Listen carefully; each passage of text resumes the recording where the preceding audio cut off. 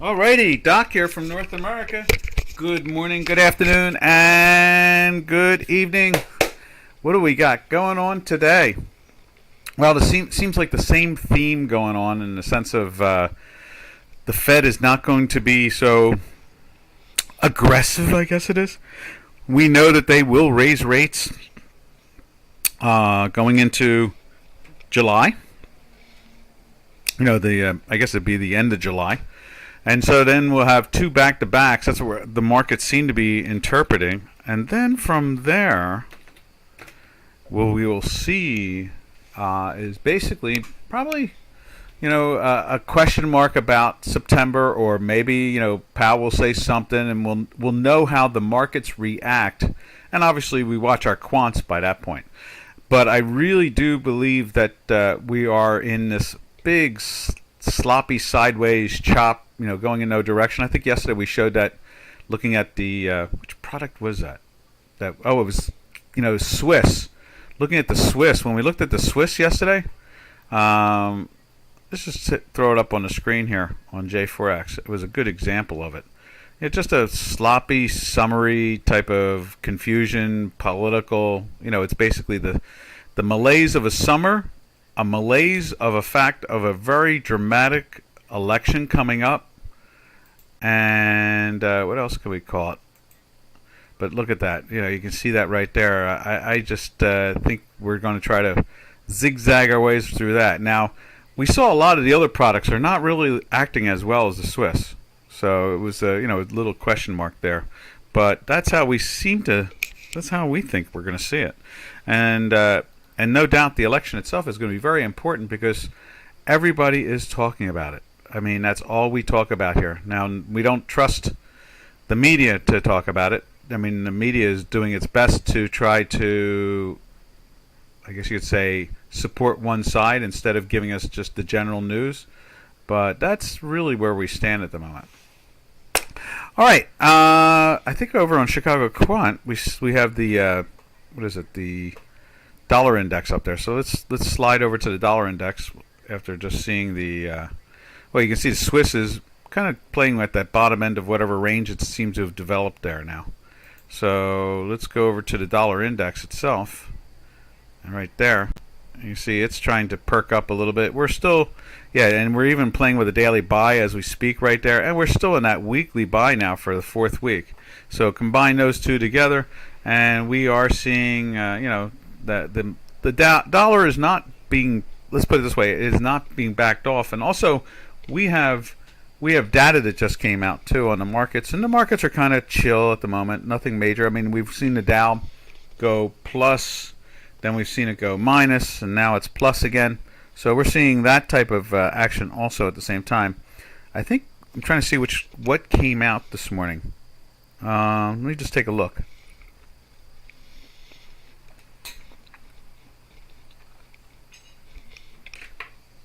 What came out? Let's take a look at the calendar. Let's see, calendar. Oh, over here. Where's that Dukascopic calendar? There we go. Where is that Dukascopic calendar? Trading, maybe? Here it is. And today's events. Durable goods orders, that's what it is. We're watching the CPI and things like that. We're just keeping track of all that. Any sign of, a decrease in inflation or an increase in inflation is being monitored very heavily. It is going to be that is the main theme of our election. That is one of our main themes. It's there's like 3 or 4 major subjects that the country is really concerned about. You would never know it if you read the local papers, but everybody's talking about it everywhere. No matter what political persuasion you are, they're talking about it. So, they're like I said, you're not going to see it in the American media because they're only going in one direction. But the border crisis, 50 some odd people just died down there a couple of days ago. I mean, we're seeing all kinds of odd stories and things going on. We see it on the web, but not everybody, searches the way I guess, to see it all. You look at like API or Reuters, or you look at Bloomberg, or the major networks here, and the story is totally different. But yeah, durable goods came out, and what was it? It was forecast was 0.2 minus, so minus 0.2, and it came out as 0.7% plus. Ouch. And the previous one was 0.4%. So they were looking for a minus in durable goods, and it came out as a plus. No, wait a minute. That's not it. Today's Wednesday. Sorry about that, traders. What is that? That was Monday. Let's see what we have here today. I know we have something. Wednesday, 8:30. There it is. Gross domestic product. I knew it was something bigger. GDP. And GDP came out as forecast was 8.1. And it came out, let's see, what does that say? Gross domestic product.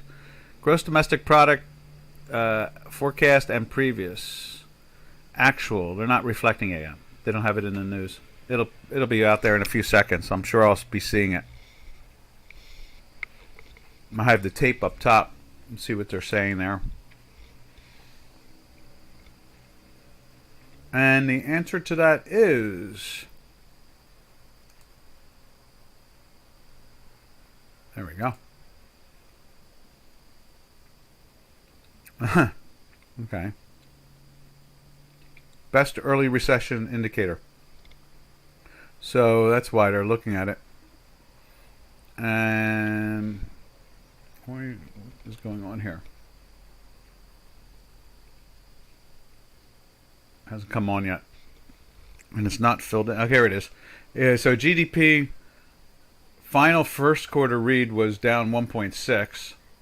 And then let's see. They reconfirmed that. Here we go.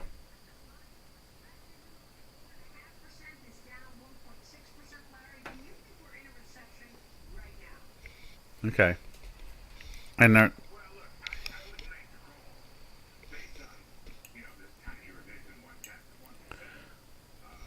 I'm not seeing anything else yet. I can say this. Something just tipped over. I can say this. The Dow has moved down a little bit. So nothing major, but it has moved down.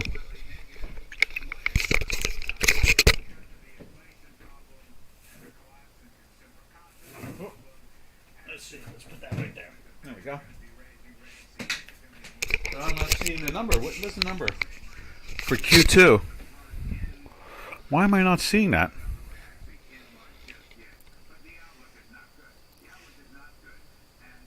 Okay, let's see. Why are they not giving us the number here? 830 gross domestic product, forecast previous, but they're not giving the actual. Well, when it pops out, we'll go after it. Let's go check out. I don't see anybody on the chat line, so we'll just keep on rolling along until we see someone say hi, goodbye, or whatever. Or, I want to see this.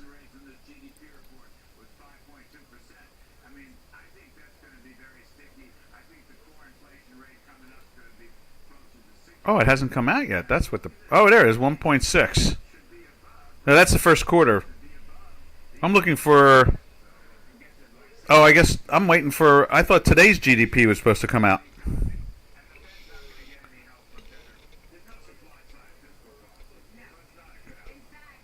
Huh.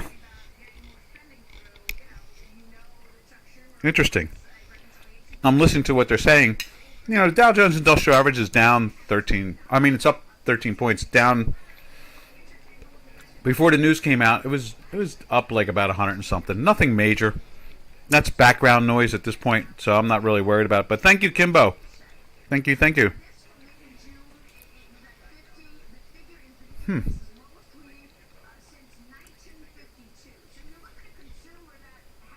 I'm hearing some of the things they're saying. It's kind of interesting.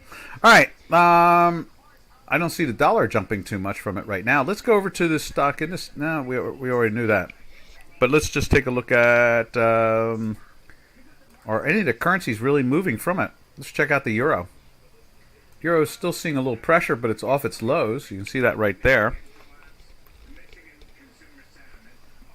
Let's see what it looks like on J4X. Right there. So we're seeing a little pressure on the euro now for the last 2 days. You see the green line breaking down here.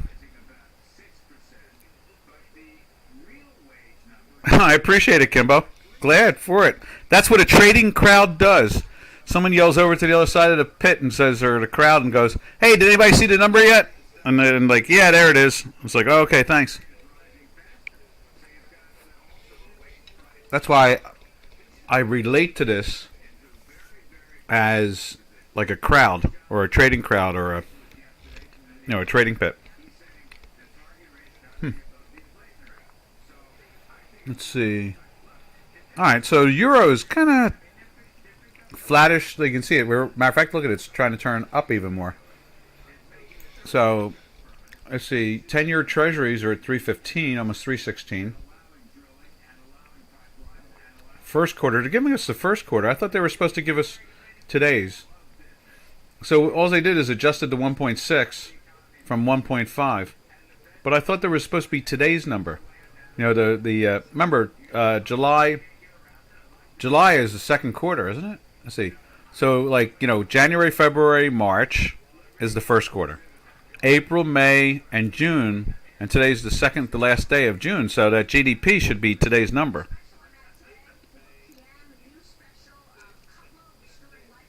Right now, let's look at that for you. You can see here we're flirting with the weekly sell. That's not a good thing, and we're playing with the daily sell. So, scalping-wise, on a day-to-day basis, being long, I would wait a couple days and let that weekly try to confirm itself where it's going.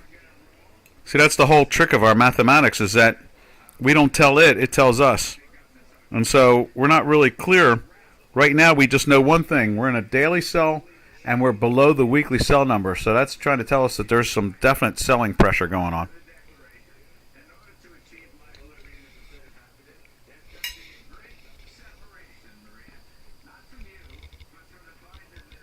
Let's see. Let's see what the cable looks like.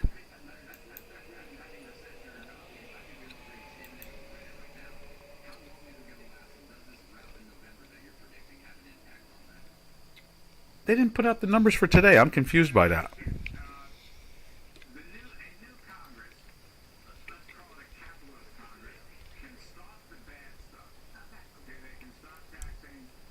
This week, I'm looking at it here on the Dukascopy calendar.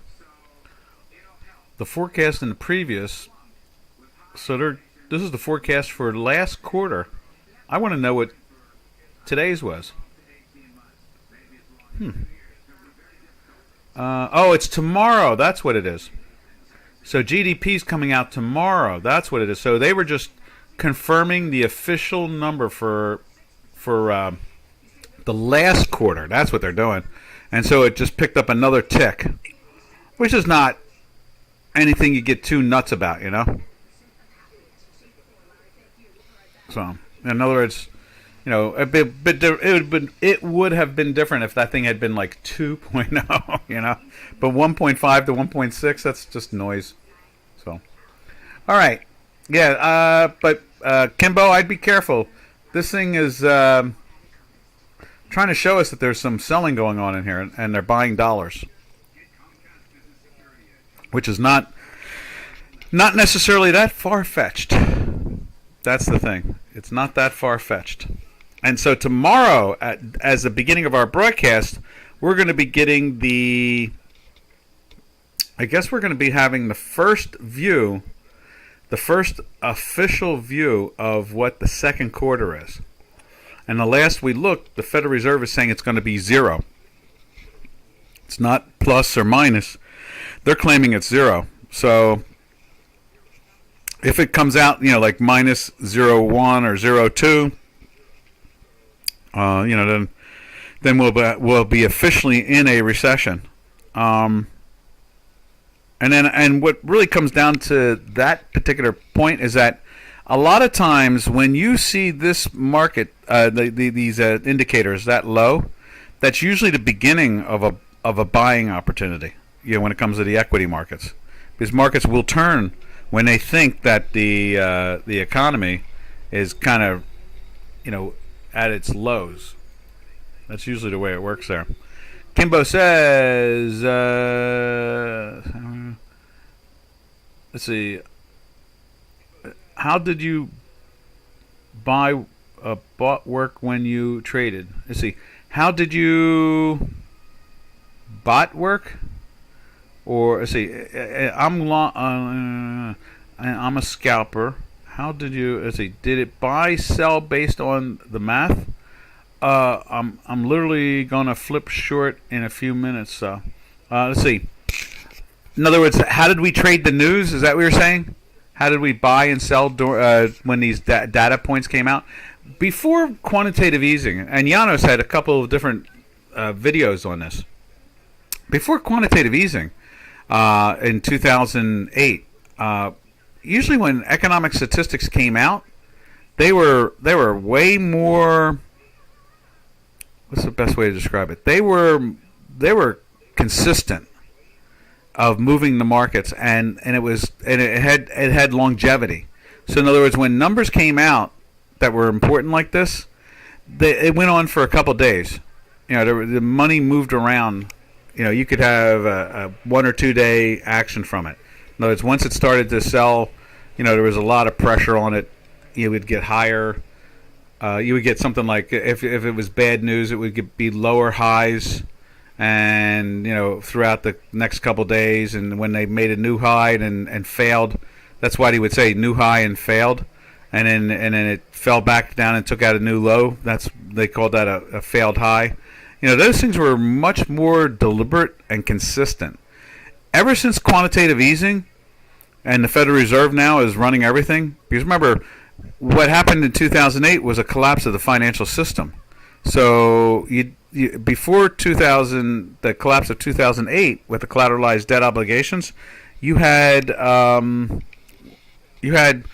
brokerage houses and mutual funds, and you had exchange members, you know, and exchange groups moving markets. They were very influential on day-to-day trading. They were extremely influential. Now it's just one group, and that is the Federal Reserve. The Federal Reserve runs the whole market. Matter of fact, we talked about this last week. The dividend, the Federal Reserve gave permission to all the banks and brokerages that they could pay their dividends, because it wasn't a corporate decision. It was a Federal Reserve decision, because they control them all now. And before 2008, they didn't control them all. They influenced them by making money tight or loose, you know, repos and so forth. But they did not really run the market.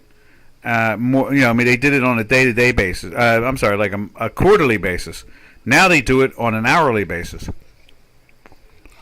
So they've gone from influencing the market before 2008 on a 3-month basis, quarterly basis, to now they're influencing a market in literally half hourly or minute, literally inside the hour basis. They're influencing it totally. I see Kimbo saying some stuff. Let's go through this. Let's see. Did it buy or sell based on that? I answered that. I'm literally going to flip. Let's see. But it doesn't matter if it's a loss. Take my position. Right. Let's see. Now, stay out of short, actually, but I'll close. Yeah, you know, the thing is that we want to see this thing confirm a good direction for you before you take a trade. That's the whole key of it all, you know. So you said you used to use some bot for trading in the... Yeah, it was this bot. I used this bot. Or, yeah, I used this. It was the one you're seeing on the screen from Chicago Quant Technologies. It's this one right here. And then there's a one I used, a public one that's on the trading contest. It's still there listed somewhere, I'm sure. I'll look it up and see if we can find it. What benefit does Fed have from running the market or making a market higher? Um, Again, the collapse of the financial system um, forced them to do that for stability. They did not want to see markets collapse and stay down for years.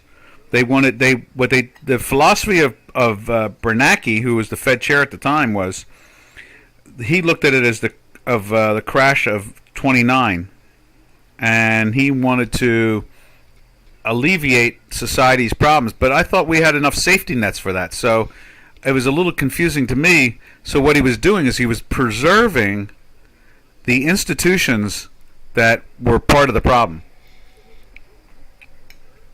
which is a real bad thing. It's not a good thing. Capitalism, the stupid money is supposed to die and go away, and smart money is supposed to grow. And what he did is, Merrill Lynch is out there recommending stuff to this day now to investors, and they went under. Lloyd's of London, same situation. Bank of Scotland. Let me think. Who else can we say it about? Santander, Citibank, Deutsche Bank. I could keep on going. Barclays.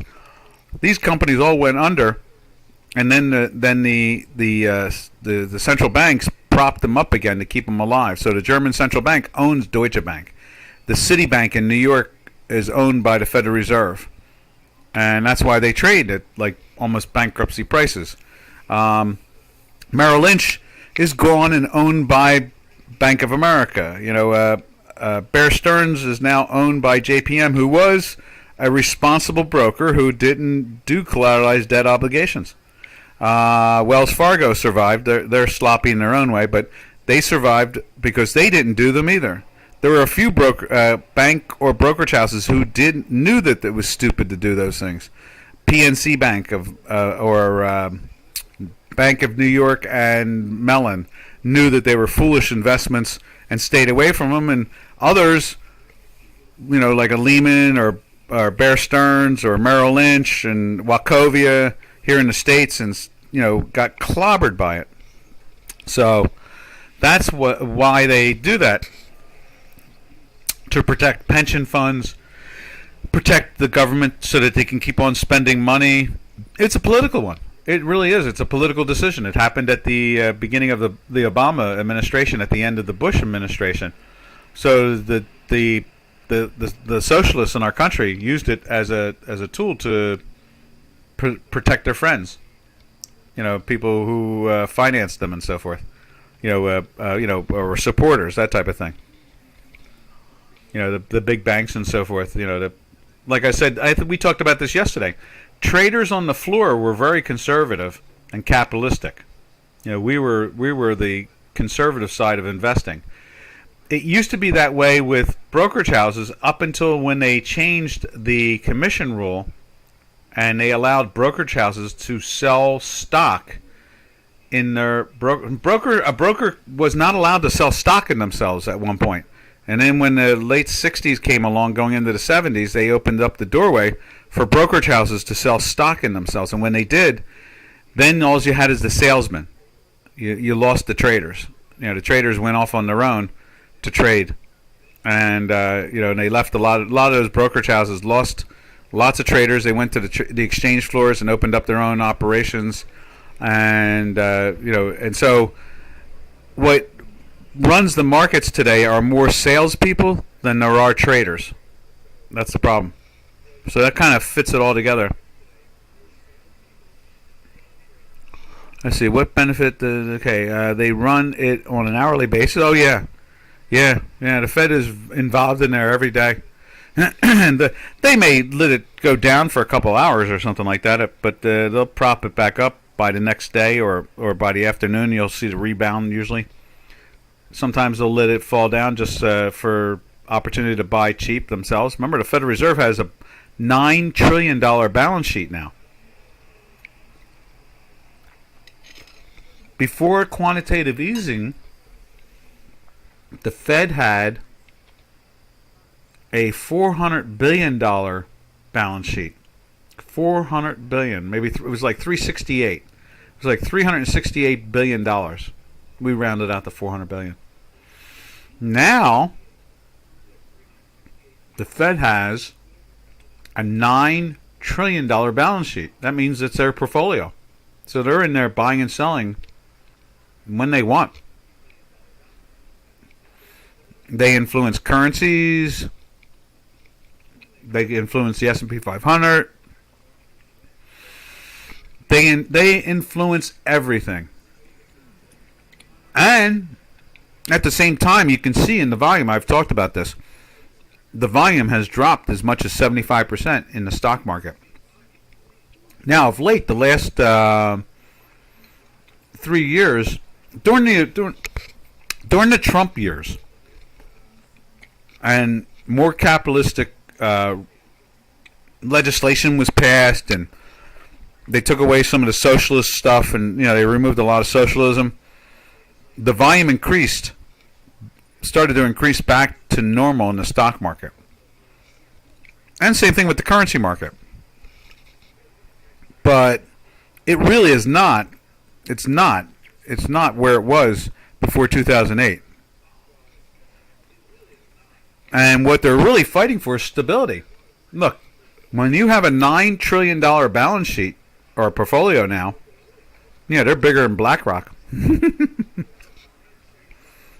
That's embarrassing to a great extent. Our central bank has a portfolio that's the biggest in the world. I mean, I think BlackRock is $7 trillion invested, something like that, right? And so the Federal Reserve has $9 trillion.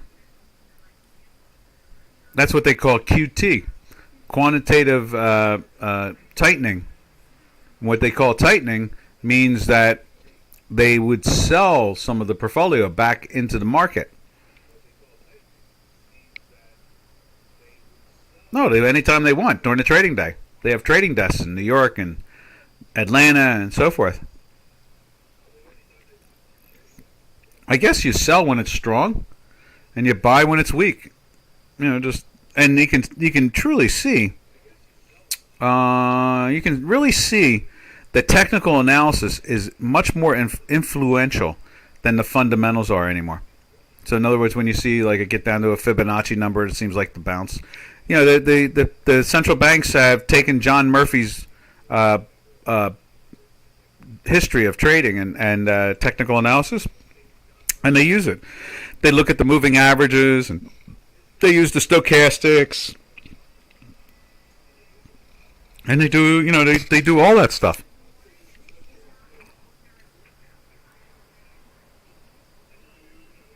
Yeah.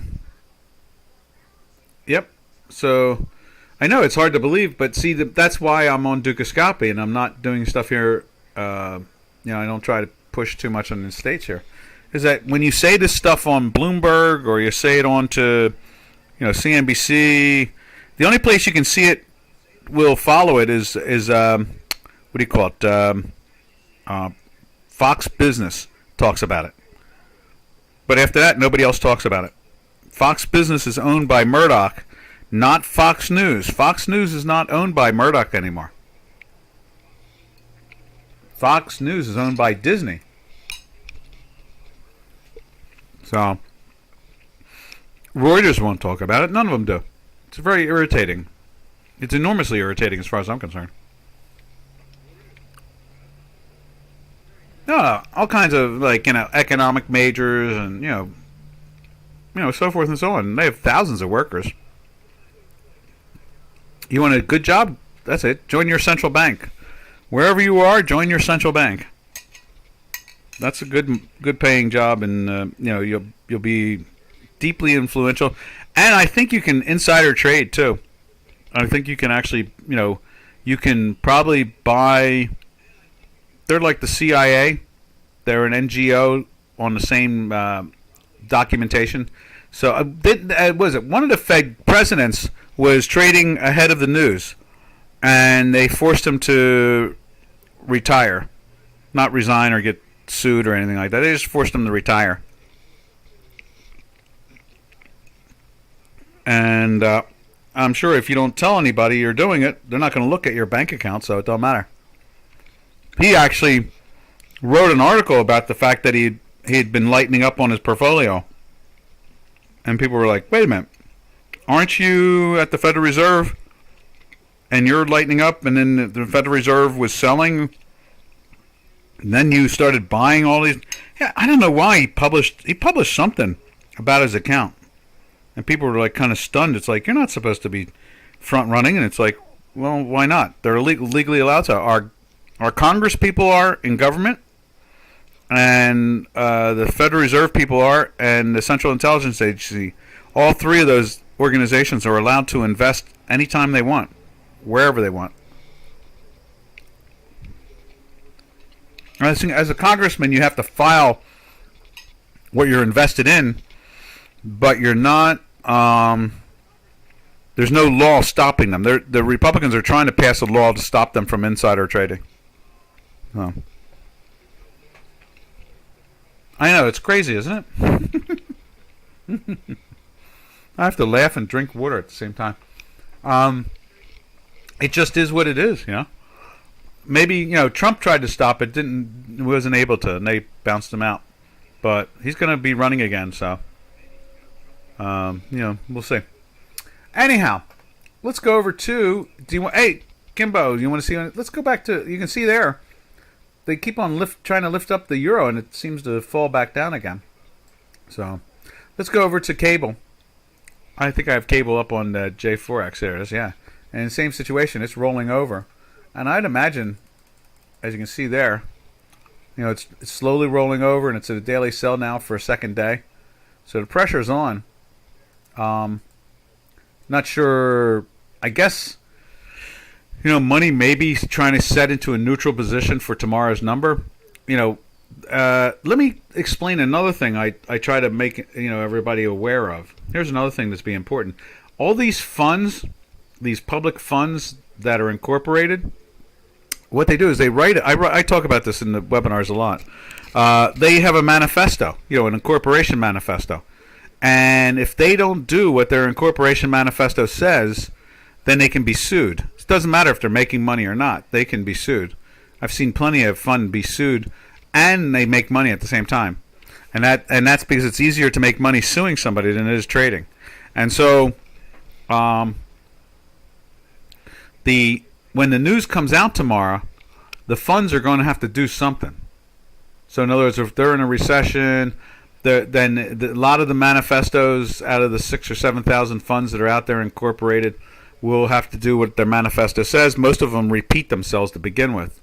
None of them are too unique. And so they will more than likely, have to sell, or it'll have to buy. And that could pressure the market. So that today they may be getting quiet just because of that, now that the number is out.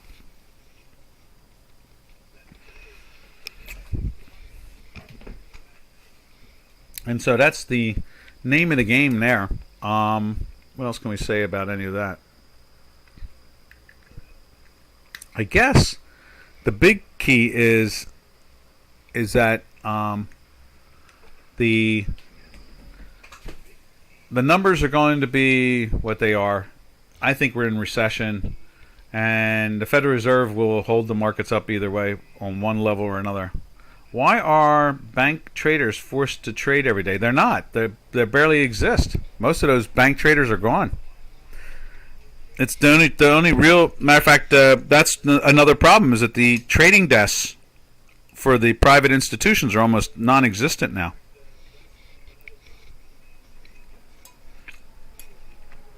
They do what the Federal Reserve tells them to do.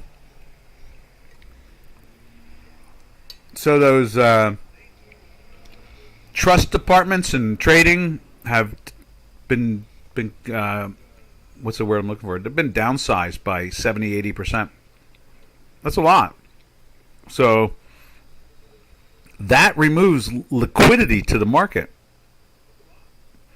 because the Federal Reserve, after the crash of 2008, the Federal Reserve enforced rules that made them like gas stations.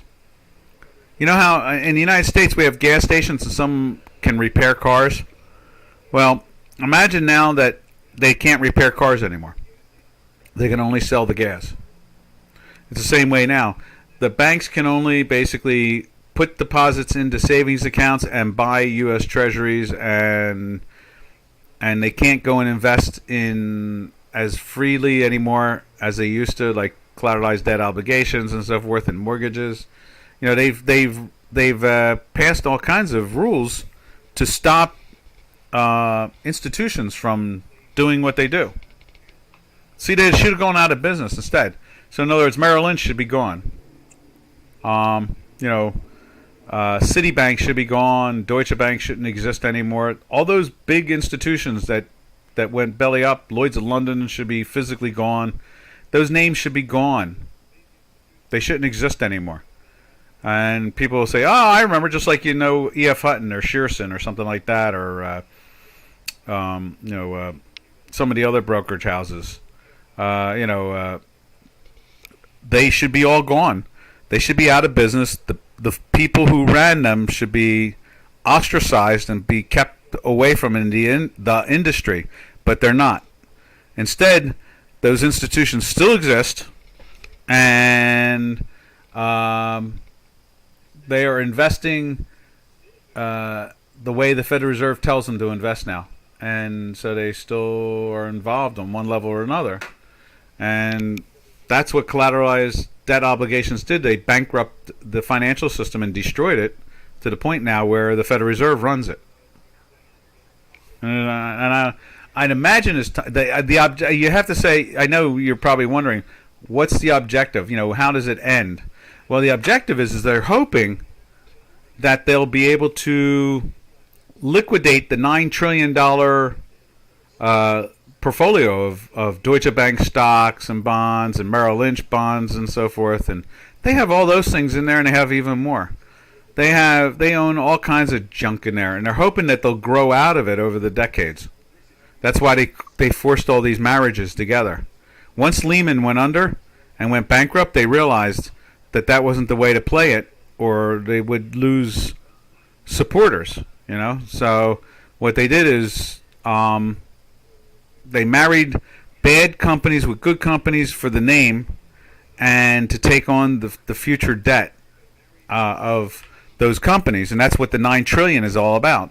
They hold that money, they hold those bonds and stocks and so forth. Here's a good example of it. Do you remember I guess it was about 7-8 months ago, markets were doing great. Maybe it was a year ago. It was a year ago. It must have been towards the end of Trump.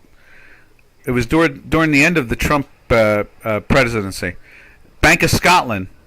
It was over a year and a half ago now. Bank of Scotland, out of nowhere, the Exchequer in London sold stock in Bank of Scotland, like 7%. And everybody was stunned.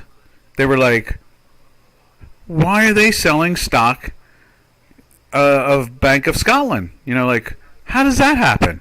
Why do they even have the stock? People had forgotten that Bank of Scotland went under with all the rest of them, and that the Exchequer stepped in, like Lloyd's in London and so forth, and they propped them back up again. They refinanced them. And by doing so, they ended up with owning the companies with tons of stock. So then they learned their lesson, the Exchequer did, out of London. That's the central bank there. Not to sell big blocks of stock anymore. Sell a quarter percentage point, or, a 1% of stock for the day. Not 7% in one day. And so people were kind of stunned. The people in Scotland were stunned. They were like, I don't understand. It's like, well, I guess you don't remember too hard, do you? Your bank went under. Everybody wrote about it. Everybody talked about it. We all knew about it in 2008 and 9. And the central banks picked them up. And the objective is to hold on to the assets, hope that the banks and the companies grow, and then the central banks can slowly get rid of the QT, basically. Let out, the quantitative tightening will occur, or get the quantitative tightening. They will lighten up, and then that was what Mr. Powell talked about here. Oh, we're going to go from $9 trillion down to $8.5 trillion, he said. and then markets fell down like a couple thousand points. That's what this sell-off was all about. And then all of a sudden he said, we're going to follow the statistics. He said it in between the meeting now. And so that's how it's all playing out. Why are they gone? Why are the bank traders forced to trade every day, and why are they gone? Who's gone? The banks, the institutions, the trading desks? Because that's right, I just answered it. Okay, sorry about that. Yeah, so that's what it's all about. I know, it's crazy. It sounds crazy. You can't say it here in the U.S. network. They don't like that. Just like the Federal Bank of Germany, we talked about it yesterday or the day before about how they've been trying to merge Commercial Bank with Deutsche Bank ever since 2009, since the beginning of this. No, every so often they try to. They don't do the mergers. They don't do the merger talks anymore. And I was talking about their balance sheet. Germany's Deutsche Bank. I'm stoked. Tell me every simple bit of knowledge you have. It's common knowledge. It really is. It's just that no one is willing to talk about it because it sounds crazy. But it's all true. Yeah. Anyway, yeah, I guess we can label this webinar quantitative easing and quantitative QT and QE and how they work. I guess that's what we'll label this webinar. Because that's what it's turned into. It's a conversation about our financial system and how it runs now. Yeah, like Citibank is totally owned. Their stock only trades at like, it's like 85-90% just underneath its all-time high. It's the same way Deutsche Bank is. Deutsche Bank's the same way. It trades about 85% below its all-time high. 85%, not 8%. Where you have like JPM and all these others like trading at all-time highs or on the edge all the time. Deutsche Bank had we talked about this. It had a swap portfolio that was almost $70 trillion. So in other words, they weren't taking risk of $70 trillion, but they were probably taking a risk of maybe half a trillion or a quarter trillion, which is not. I mean, it's okay. It's business. Doesn't mean they're going to lose it. It's just that they have the potential to lose maybe a quarter trillion or half a trillion, but over time, not like in one day. So they had swaps. They got big, and the second biggest swap bank was Citibank. They were battling, the two of them. Citibank and Deutsche Bank were battling to be the number one swap broker in the world. What swaps are is they're like customized options for companies who need to hedge anything you could imagine, like buying Rolls-Royce engines in a foreign country for their airplanes, and they need to guarantee the delivery costs for the next 3 years, and things like that. And the swap, what the bank will do is they'll sell them like an option that protects them to a great extent. And then what the bank does, it goes out and hedges it, and then the trading desk hedges that. The bank's trading desk hedges that. So, that's why Citibank and Deutsche Bank are still here. Is their swap? I think I saw the last calculation is from 71 or 72 trillion that Deutsche Bank had in swaps. They've slowly unwound it down to about it's about 36 trillion now, or 35 trillion, something like that. I saw that about a month and a half ago. Someone put it out in a quarterly report, and so on the Deutsche Bank's earnings. And so that's what they're doing, is that once they get that portfolio down to 5 or 6 trillion or 15 trillion, or something really small like that, more than likely then Commerce Bank of Germany might merge with Deutsche Bank. They're not willing to take the risk of that size, that dramatic size of position.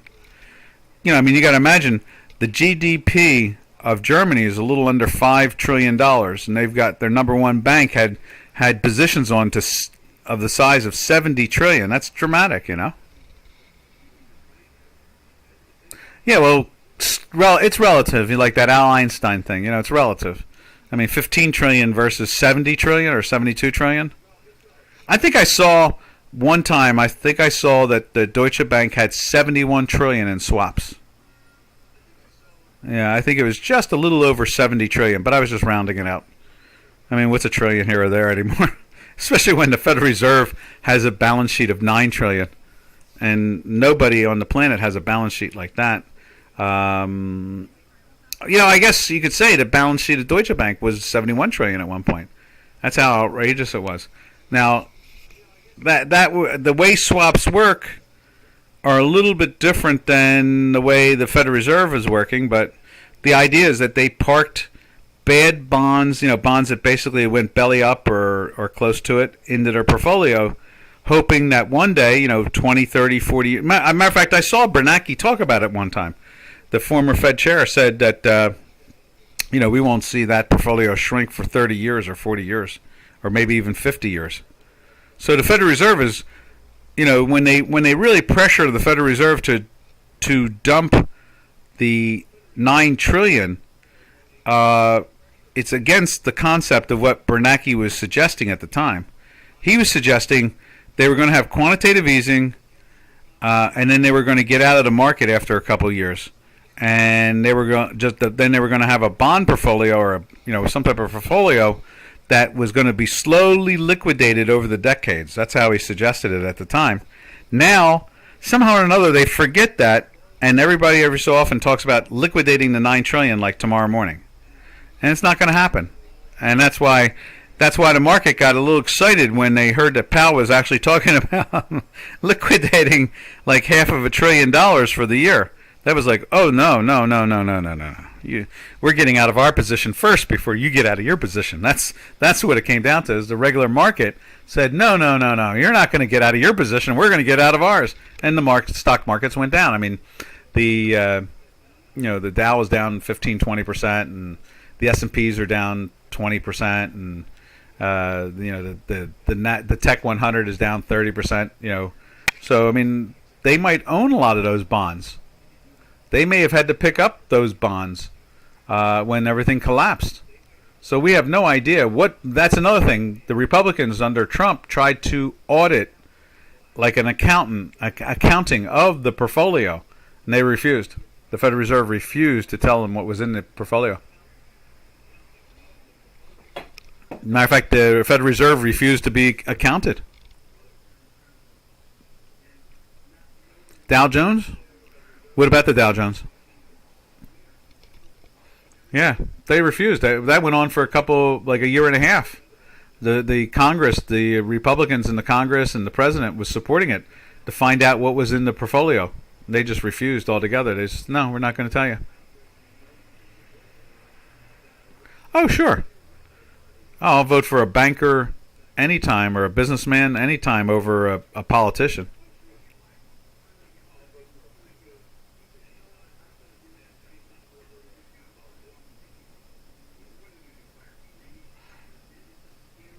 So that's pretty much the way the whole system works.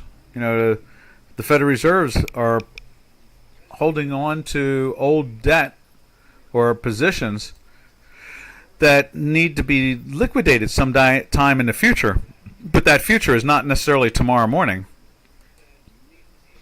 So that's the way it rolls there. Let's see. From there we go to let's take a look at the Turkish lira. Let's see what the Turkish lira is doing this morning. There's the Euro Turkish lira. Seems to be kind of quiet still. They knocked it down and it seems to be holding. Let's see. Let's put it up on J4X. Turkish lira. Right there. There it is. Just kind of hanging out. Let's see. Kimbo says, keep getting more knowledge on this, Doc. Eventually I'll be as smart as you. Well, that's cool. Then you can join the fight of bringing free markets to free people again. That's the big thing right there. That's the disappointment out of is that the free markets have been really squeezed, and that's sad.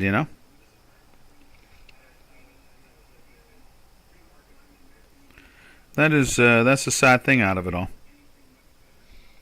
Free markets, free people. Price discovery. Janos pulled his videos. He got fed up with them after a while because everything he said was true. And they made it even worse and harder for for people to trade. Because the numbers are fleeting now. When news comes out, sometimes there's not even enough follow through for 1 minute. Instead of being days of follow through from important statistics, fundamentals. Now sometimes that follow through lasts a minute and that's it. It's done. So, yeah. Let's see. From there, we go over to the Canadian. Let's see what the Canadian's up to. There's CAD. It's definitely feeling the pressure. It's in the daily sell now for the 4th day. But the weekly buy refuses to give up. It won't turn. It won't even challenge the time manifold. That's the golden lines there. That's what we call a nonlinear time manifold. It's kind of like a overbought, oversold, high-low thing. Let's see. Because central banks protect it. They protect their currency. They protect their portfolios. They're not interested in seeing weakness. That's why gold is down.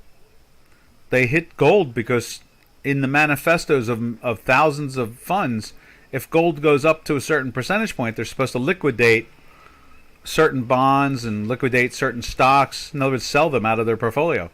So the Federal Reserve keeps gold calm so that it doesn't show any chaos. They're probably doing the same thing I wouldn't be surprised if they do it to the cryptos too. Especially the cryptos. I mean, when you're an institution that has no accountability, like the central banks and the Federal Reserve, they can open up accounts and go, load up or short or sell the hell out of certain products and knock them down. So they do it to gold. Here, I'll give you a good example of that. Before quantitative easing, okay, you ready for this? Here's another wild statistic.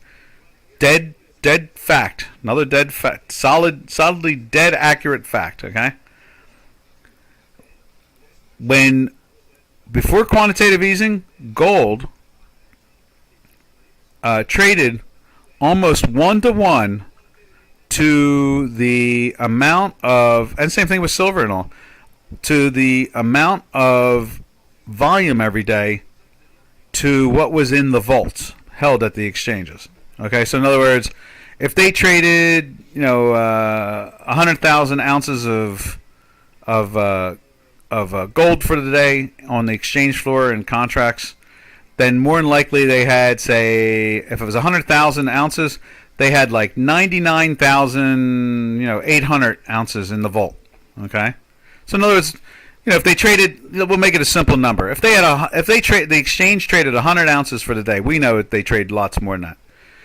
But if they traded 100 ounces for the day, on the whole day of trading at the exchange, then what would happen is that you would look in the vault and there would be at least 99 ounces of gold there. Okay, at least maybe 99.5 ounces of gold. It was almost 1-to-1, and people paid attention to that stat, and they released that stat every month about the difference between the volume of the month and open interest. It was the open interest more than the volume. It was the open interest. I'm sorry, the open interest versus the amount of gold in the vaults at the exchange for trading. Now, during quantitative easing, it exploded up to like 6 or 7. So in other words, if they traded 100 ounces, or the open interest was 100 ounces, then there was only 93 ounces in the vault.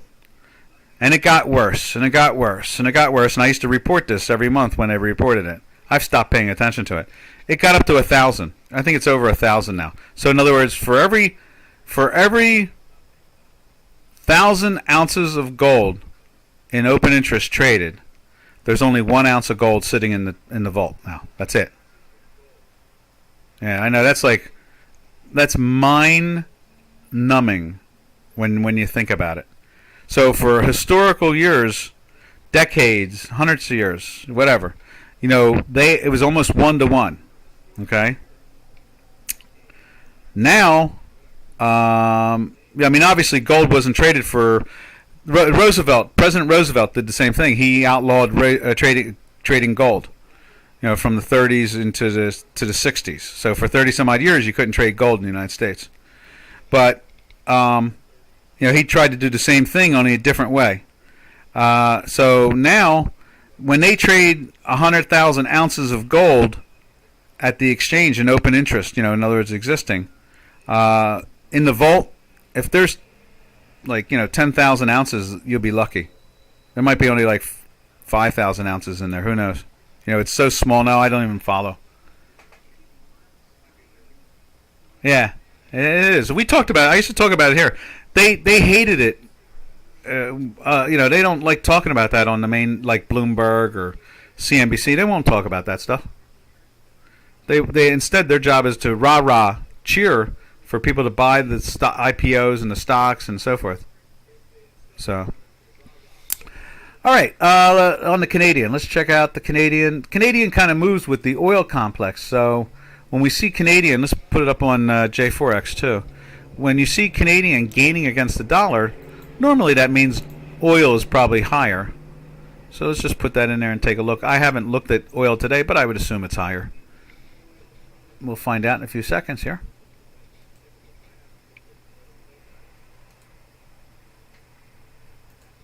Yeah, it's higher. Oil closed yesterday at 111.84, and today's high is now 113.95. So it's up a couple dollars more. And so, same thing with the South African rand. When you look at the rand, you see the same thing. When gold is going down, the rand is losing value against the dollar and so forth. Let's see. Here's another person. Hi, how you doing? Ninsak. Is it possible that even if the U.S. does QT or Fed raises interest rates, but the dollar become depreciating against other currencies? Yeah, I mean to some extent, but the world is now set up for stability. The key word and concept and idea now is stability. They want to grow out of these problems. And so they thought they could get rid of QT. I laughed when Powell said it. It's like, yeah, right. That'll knock the markets apart. And then you can see it. The markets took a big dive from it all. The dollar is going to stay strong until this whole QE thing probably disappears. We need to grow out of it, but we need to grow out of it not because of lazy bureaucrats. We need to grow out of it for working wise, business wise. So we need people like Trump involved in government who are going to reduce regulations, remove government influence. See, it doesn't work that way outside the United States. You don't have a constitution for your countries, and there's not a lot of opportunity to straighten things out. So America has to lead it, and then they have to do it. And so when we do our socialist thing, the world usually has more problems. When we go to capitalism, everything grows. That's just the way it works. So the dollar will stay firm. If we have good capitalism, the dollar will start to fluctuate and go down in value against other currencies. But without that, the central banks are going to prop it up every day of the week. They're not going to let it go. They're going to make sure that, and that's, we used to have a fellow who did webinars here, Janash. He was from Canada. I think he's hanging out in Thailand still. And he mentioned how there used to be 6 major currencies basically, and the rest of them barely traded. I mean, they traded, but they just weren't anywhere near as active. With quantitative easing, all currencies have become active because the central banks are involved in them now. So they prop them all up. So anyhow, that's what it comes down to. But thank you for asking that question. But I don't think the dollar will weaken until we see real growth in America again. Like 6% 6% GDP, 5% GDP month over month, 4% GDP, things like that. Because then that means the markets are freer. The function, and the government will leave the let the markets make the decision, not the politicians. So, all right, this is Doc from North America. We will catch you guys tomorrow. What an interesting conversation today this has been, is on the quantitative easing and quantitative tightening. QE, I always say QE forever. Or I always say QE until it's not. One or the other. But anyway, happy trails to you, to all our trading friends. Happy trails to you, to all our Dukascopy friends. We will catch you guys tomorrow.